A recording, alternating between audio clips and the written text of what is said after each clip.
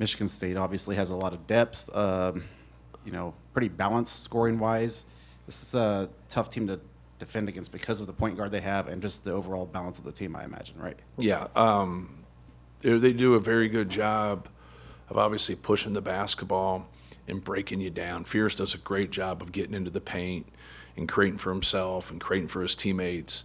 I think that's the first thing that you look at with them is just their ability to break you down, and then putting some guys with them. The rebounding is just off the charts. Like when you look at away stats, home stats, last five stats, overall, conference only, things dip. I don't care who you are. Like things dip. Their rebounding does not. Like they are a very, very consistent rebounding team. They're a very physical team. They're one of the best teams in the country defensively. They make it very, very hard for you to get in the paint. And that's why you got to be able to have some discipline, be able to probe the defense, got to have good ball movement. You got to move them. And if you can't move them around and they're able to sit in gaps and make things difficult, now it's really, really hard because you're constantly scoring over them. But Kohler's worked really hard as a player. Cooper's worked really hard as a player. They've developed. They've gotten better. They're tougher. Even when they don't score, they bring a lot to their team. And I think it's going to be important for us more than anything, just like they're going to try to do with us, is, keep the ball out of the paint. I think that's going to be a big piece of this game. Who can get into the paint more, who can keep the other team out of the paint. That'll be a big piece of this game. Omer's drawing some renewed attention just because he's been making some shots recently. Just where have you seen from the beginning of the year to now, what's been the biggest improvement in his game, or maybe the most essential improvement for you guys? Yeah, I would say for him, he's a very good player. He would be in a better spot if he played more.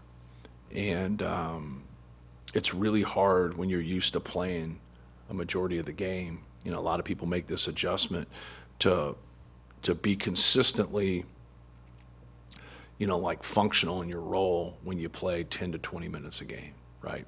You want to be able to play 25 to 30 minutes a game, get into a rhythm, kind of know when you're being subbed out. Like he doesn't know, and that's part of coming off the bench. Sometimes guys don't understand, like they do good things and they don't get more minutes because you just stick with another guy. It had nothing to do with what they did. But he has kept a great attitude. He's kept working. We talked about a lot of this in recruiting with him. He said, hey, this could happen right here, and this is what's happened. And he's been great. He's been able to make shots for us. He's been able to come in and give us a spark. But he's a good player. He's going to be a really, really good player, at Purdue. Just with Fears and Braden out on the perimeter tomorrow night, kind of what do you think that's going to be like with those two going against each other, and how much will that, in some parts, dictate who wins the game? Yeah, well, I think, both of them have such high usage. Both of them have the ball in their hands a lot. Obviously, they're high assist guys. They make the offense go. A lot of similarities. A lot of similarities, and Jeremy's worked really hard to get to this point. Obviously, Braden's done the same thing, but they both have a lot of responsibilities for their team, both offensively and defensively, and it'll be interesting. It'll be a really interesting game because I don't know what that stat is, but in terms of two guys that average around 9 assists a game, you don't normally see someone who averages 9 assists, let alone them going head to head. So and they'll guard each other some. They won't guard each other all the time. They do a lot of switching. We do some switching. But in terms of like regular matchups and how things are, I think you'll see them matched up at times, and other times you won't, just because we both switch a lot of different stuff. But once again, another player for Michigan State that has made improvements, has stayed and made improvements. Would you be open to playing one of these non-conference games in February if you were approached, or have you been approached, and what do you think of that idea? Sure. Yeah, I don't think there's anything wrong with it.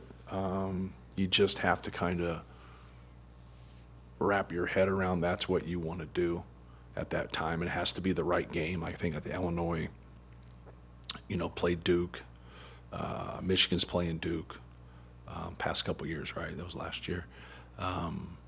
So yeah, like you're just trying to get a marquee game for your program at that time. A little bit different, right? Like it's a little bit different to have that game at that time.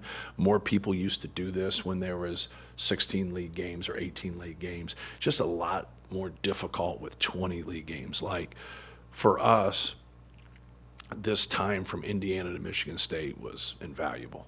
Like to be off, and now you want to throw a game there. And so I understand why they're doing it, but the breaks, guys don't need a lot of breaks in November and December. Like you don't feel it that way. You feel it right now. Everybody in the country feels it right now. Everybody in the country is hurt right now. Everybody is like kind of looking like, okay, we need a spark here. We got to get this going. Like, and I don't care who you are. That's just where it is, because this is, the most important time of the year, and adding a game there. I liked it in mid-major basketball because we used to play what the hell is it called? The Bracket Buster. So we played Hawaii one time, and they were really good. And we played Milwaukee with Bruce Pearl. They were really good. But we also were trying to get at-large bids at that time. I think the idea here is getting that gauge against one of the best teams in the country, one of the best programs in the country at that time. I think that made sense for Illinois. It also made sense, obviously, for Michigan. And then you can, now for us, I felt we had that game against Houston right before Christmas break. That was great for us because we weren't there yet. We weren't close to being there yet. And our guys needed to see it, instead of someone like telling them like, hey, yeah, Auburn told us in a game for 2 hours, like you're not ready for all this. And so we had more work to do, and it was humbling, but it's the best thing for you. At that time. But I would prefer not to with 20 games. If maybe something could pop up, and a lot of times when you agree to it, you don't know your window, right? You're saying, okay, here's the date, here's when we're going to play, but now they come back in early September and say, here's the game before and here's the game after, and you're like, oh shit, I wouldn't have done it then, right? And so there's a lot of things that are still up in the air at that time. The Big Ten would probably work with you on that if you. They would work with you. Yeah. Yeah. The schedule is what it is, but I think a lot of your quad one wins have come on the road, and they haven't come at home, whether that matters or not. But the fact that you do have valuable quad one wins on the road, does that enhance your resume in any way? I think so. I think when you look at what are we right now? We're 7-2 on the road overall. And then we're undefeated neutral. Yeah. So, we're 11-2 away from Mackey Arena. And so, I without question, I think that gives you that bump. The problem when you get on that 1 seed, 2 seed, 3 seed line, a lot of the people have the same resumes. That's how they got there too. So, if you can get yourself, we have 2 more road games. If you can get you those road wins, if you can keep winning, obviously this would be a quad one win. The Wisconsin game would be a quad one win if I have that correctly. At Ohio State would be, I think Northwestern will be now. Correct? I think they jumped it with this win. So, we have 4 opportunities, to really help ourselves. And that's what you want to keep doing. Keep focusing on the next game. I know that's a little bit coach's talk, but it's true. And, just put all your eggs in that basket, but also, that's what you want. You want these opportunities to help your resume. Going back to Michigan State and a guy like Cohen Carr, you could do everything fundamentally correct, and he's just going to physically get some things on you. What are the challenges when you see a guy that just has those kinds of off-the-chart athletic abilities? Yeah, the challenges are, in transition, obviously. He leads the nation in dunks. Just you have to stay as deep as he is going to, not where he is, because that's going to change real quick with his speed, and make it really hard and just hope like hell other people are sprinting to get that ball stopped, because if you have to end up stopping the ball and you're the deepest guy, you're getting dunked on. He does a great job of back cutting in their sets, looking for lobs. He can get on the offensive glass. He can drive and make plays. You cannot allow him angles. If you're allowing him angles and he's got a head of steam, man, you better have an elite shot blocker there, because he's going to make you pay. And then going back to what you said about everybody's kind of hurting right now, have you made a conscious effort to rest Braden Moore here down the stretch? He's probably sat on the bench more than he has in several years in Yeah. some of these games as of late. Yeah, but if a game's out of reach, like, I've always taken him out. You know, if a game's not out of reach, I haven't. And so, like, the fact that we were able to get up in our last game and, you know, he didn't have to play as much there at the end. But I do it with everybody. You know, if you start or you're a major minute guy, just, you know, depending. And that's what you really have to gauge. You have to gauge the people that play the most and how their recovery is. Because the recovery of the other people aren't just the same. If you play 10 to 15 minutes, you know, you're not looking at it that way. You know, like, and so, but the people that play, you know, 30 minutes, like Fletch and TK and Braden, like, you know, you have to look at it. Anytime you can give them a break and it doesn't affect the outcome of the game, like, you know, you have to be able to do it, especially here. Like, this is our 1-4 game cluster of the, you know, the year. So, you know, we go Thursday, Sunday, Wednesday, Saturday. So there's no days off, you know, in a 10-day window. So, like, we do a lot of walkthroughs the day after the game. So we might shoot free throws, we might stretch, but we walk through a lot, even during the course of the season. Like, it's hard for the guys that get major minutes to be able to respond, so you're trying to get it, but you also can't negate the mental piece of it too. You have to stay on edge. So you can do everything you're supposed to help them physically, but mentally you've got to be engaged and you've got to be ready to compete. So that's a little bit of it also.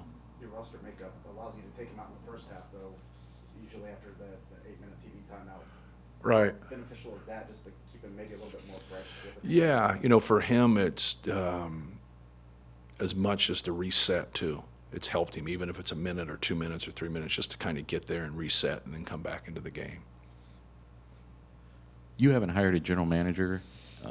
Any reason why you've done that besides just wanting to, I guess, keep that control for yourself? And are you rethinking that process, keeping it closer to yourself? I suppose. Yeah, there's like they're paying somebody for what we do already, right? And so, like, you're taking people and you're hiring people, like, you want knowledge of the game.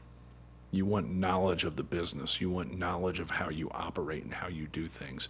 I would just bring somebody in and have to explain to them 37 years in college basketball in terms, because I don't care, like, you can have general managers, assistant general managers, director of player personnel, you can do whatever. Are you good at evaluating players or not? Because that's the key. And people think the key's money. The key's not money. All right, sometimes you'll get into it where you don't have enough money to get a certain player, but it doesn't stop you from getting the next player. And you think that guy's the end-all, be-all. There's a lot of really good players out there. You got to find those guys. You got to be able to evaluate. That's what's getting lost here. They're thinking the key is getting a general manager. I hope the general manager can evaluate talent, because that's the key. You know, you got to get the right players for your school, your system, your coach. If you can do that, you're going to help your cause. Now you got to be able to manage a lot of different stuff. So, like, what they can do, what a general manager can do, is have communication with agents, have communication with people in the business of trying to figure out all the right ways to be able to pay your players and to put yourself in the best financial situation as possible. There's that, but we have people in place here already doing that. So from administrators to dobos to coaches, and so maybe there's a day that changes, but got to be able to evaluate. That whole level, just the administrative part of it isn't so complicated or time-consuming that you felt the need to delegate that to it. Right. Yeah. We're what they're hiring that person to do, we do. So it's like, who cares who does it, right? Like, you know, but why let one other person come in when we have a lot of people that have been here for a long time that get it, that understand it? And also, it's like, you're not always in the info sharing business too. Like, a lot of people are like trying to read articles to get it figured out. Well, I hope your experiences help you figure it out. Like, think about your on-job training. Think about what you thought you knew until you had on-job training. All these people are coming into positions that they've never been in because the position didn't exist, right? No one knows everything right now. See, that's the one thing as a coach, is that you go through everything. There's a lot of different things that happen. You're like, well, I had these experiences over here. Well, these are new experiences. So it's not like you're hiring somebody that has been a general manager in this role for 15 years. They're just coming through, and now, like, they don't know either. These people they're hiring don't know either. Now, like, the rules and how everything's going to unfold here, no matter what your situation is, we don't really know what the rules are right now. We think we do, but we really don't. So it's kind of a wait and see here to the spring to see if some things can kind of come about to where it's, black and white, not gray.